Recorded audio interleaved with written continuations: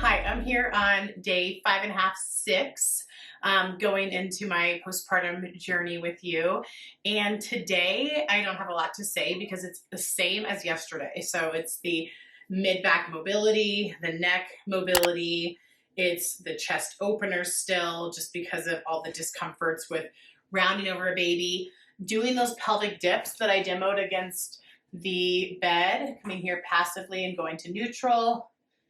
That yesterday, doing it consistently was enough to get rid of my low back discomfort. So it's something that in the past, with past postpartum experiences, I've only needed a day or two of that, and it cleared up the issues that I was having with my low back. So that's something that sometimes people think they need to do a ton of stretches and all these things, but it can be as simple as that movement right there.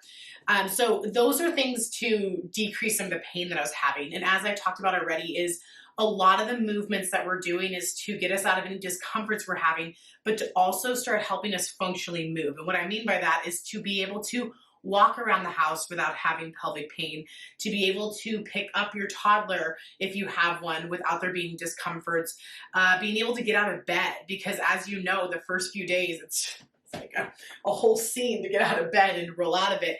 And now I find myself being able to very easily get in and out of bed at day 5.5, 6. So it's those things of one natural course of healing, but adding in some of the movements that we've already talked about that have allowed me to start getting back and do functional movements. So that's what I mean by functional. It doesn't mean that as we get into more sports specific stuff or day-to-day life with going on walks and things like that, that isn't functional. But the things in the first 2 weeks that I'm working on are really so that we can actually move throughout our house and do just daily life functions. So activations have been that huge thing for me today and yesterday, which activating that deep core of the abdominal wall, activating that pelvic floor. I also talked about the gluteal activations, which in a week and a half or so, those will switch up a little bit, but right now it's just doing, bless you, buddy. Woo. He sneezes a bunch in a row like I do, so it must be a little genetic.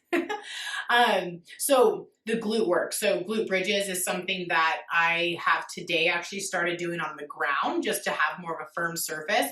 And it does feel different. I have to say doing a glute bridge in bed feels very different than on the ground, but it's not necessary to do yet. So it's totally fine to be continuing to do those in bed. Let's see what else. But yeah, just really working on those activations has been key for me with my abdominal wall. So what I'm noticing with my abdominal wall, which it's been nice to be able to have you guys join along with me and actually see my postpartum body, is I'm noticing as I'm feeling it, I can actually feel the rectus really close to the belly button. Whereas before I could feel my obliques and then I was like, where is that rectus, which is that six-pack muscle that goes up. And it's the one that gets stretched out the most during pregnancy. So I wasn't concerned about it, but it was nice to kind of track when am I going to start feeling it. And I can even start feeling the ridges in between that muscle that makes it that six-pack muscle and divided out. When you can't see that on somebody, it doesn't mean they don't have defined muscles. It just means that there's a layer over it, and that's really genetic. And you also do need to have a really low body fat percentage to be able to see somebody's actual lines. But it doesn't mean you can't feel those ridges of that muscle as well. So I've been working on those activations of pulling in, but remember that if I'm going to be activating that transverse or even the rectus, anything in the abdominal wall, I do want to make sure that that pelvic floor is included. And I am feeling a greater and greater response on my pelvic floor. So what I want to start seeing for myself and for my patients is that the more that we start activating, so again, not like gripping, but just saying like, hey, muscles, you're engaging when I'm telling you to engage. My brain says engage and you're doing it. This is a light activation, and it's something that to get out of bed, you're having to engage quite a bit. So it's okay to be doing this at this stage if you feel ready for it.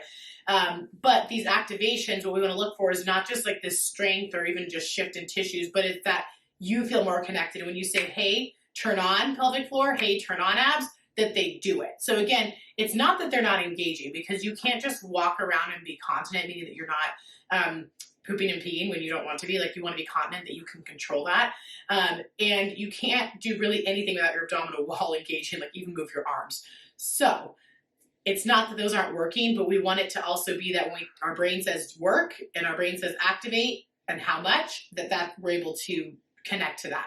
And in the initial stages of postpartum, that connection is not always easy, especially when there's trauma in the pelvic floor, trauma to the abdominal wall. So it's okay if you don't feel super connected yet, but that's why you're working on those activations and working on telling yourself that.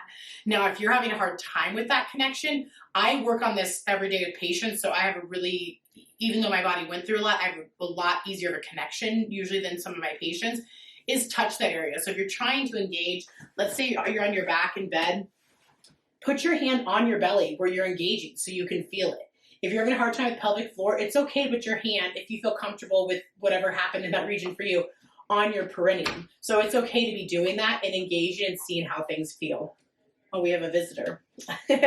So that is day 5.5, 6, is working on the same things as yesterday. The biggest things, again, for me today are mobility and taking care of a 3-year-old who's pretty sassy.